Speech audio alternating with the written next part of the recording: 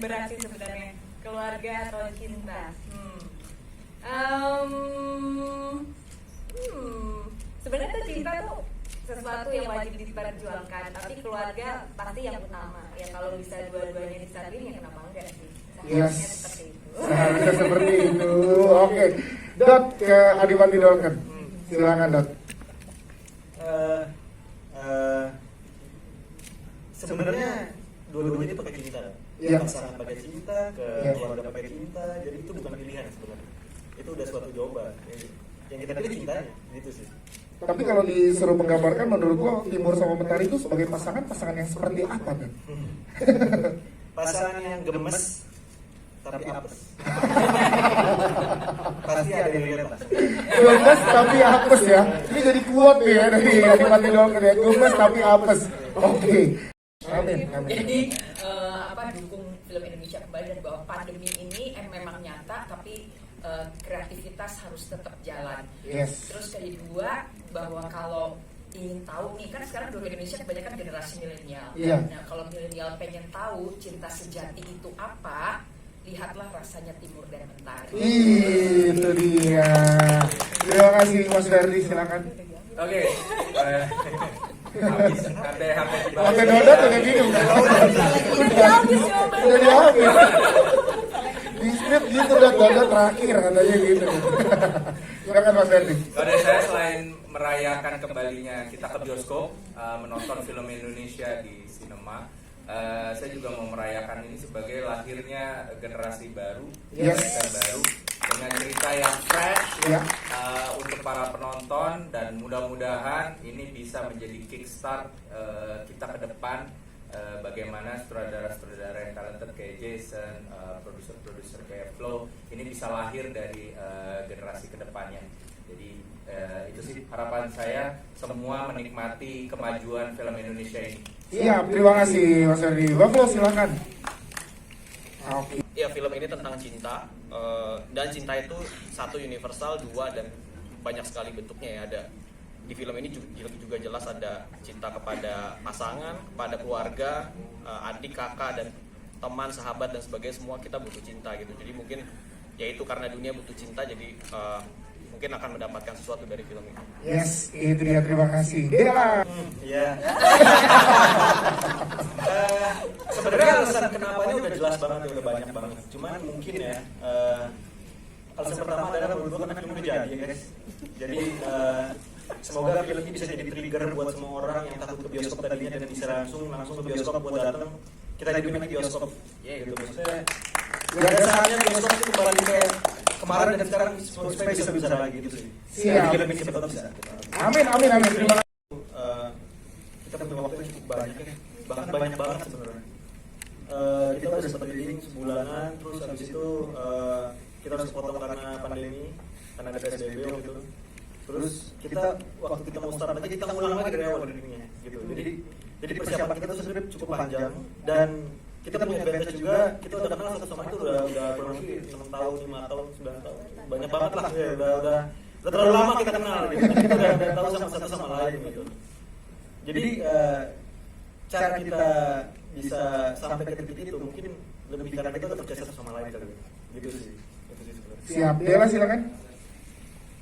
Iya, sebenarnya kalau soal pendalaman karakter ya mungkin tadi udah dijelasin banyak sama Dodot, dan ya kami berdua punya banyak keuntungan karena kita udah kenal sangat lama, jadi kita banyak banget sharing dan diskusi sih, kayak ini enaknya diapain ya Dot, ini enaknya gimana ya Dot. Kalau ketemu sama aktor yang baru kan pasti kita akan ada jarak dulu, PDKT dulu gitu kan, tapi kalau ini kita udah dari awal nih enaknya gimana gitu. Jadi mungkin kelebihannya di situ sih, jadi alhamdulillah bisa berpartner dengan sahabat sendiri.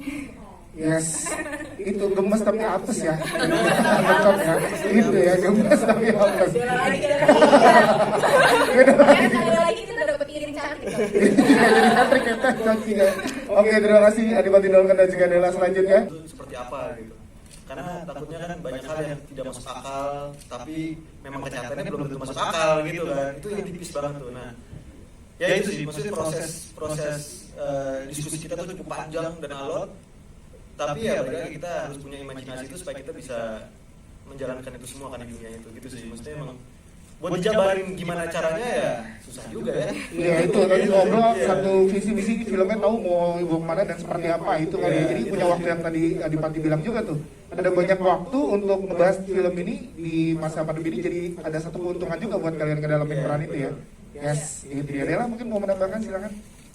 Ya, ini juga keuntungan kita juga bisa bekerja sama Jason karena Jason terbuka banget dan Yap. dia juga kasih kita banyak banget referensi film karena biar kita juga berimajinasinya makin beragam gitu, Yap. bisa kesini gitu.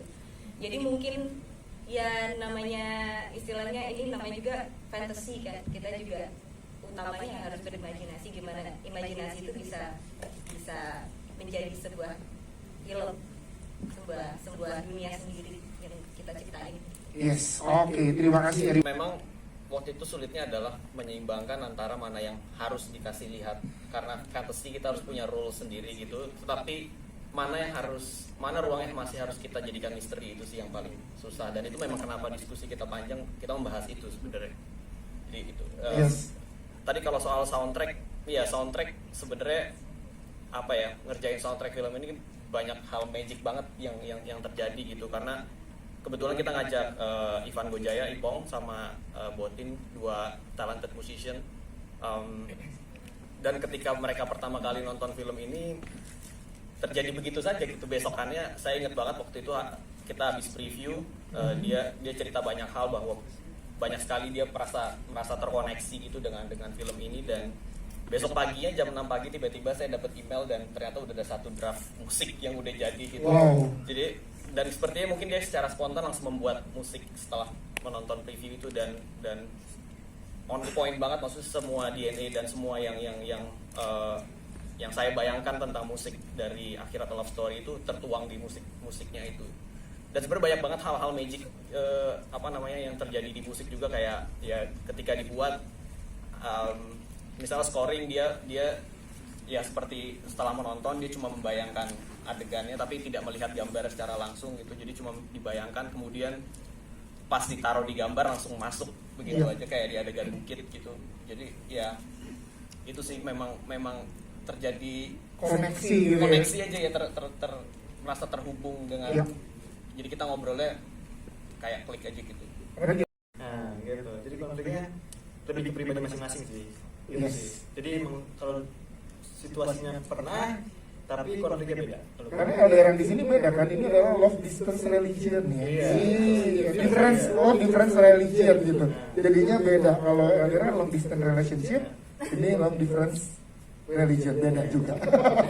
Siap dot, thank you dan. Dela punya banyak. Waduh, gue udah, aku udah thank you Dodot biar nggak diomongin yang itu tapi dibahas. Silakan Del, ada yang mirip-mirip nggak dengan? Terima kasih. Iya, sebenarnya ini salah satu keuntungan saya juga ketika pertama kali membaca naskah sinopsis waktu itu lagi ditawarin untuk screen test, dan waktu aku baca, aduh ini ribet lagi. Dulu saya pernah pacaran beda agama selama 6 tahun, jadi waktu aku baca, wah oke, baik kita mainkan saja. Turn it up. Let's go.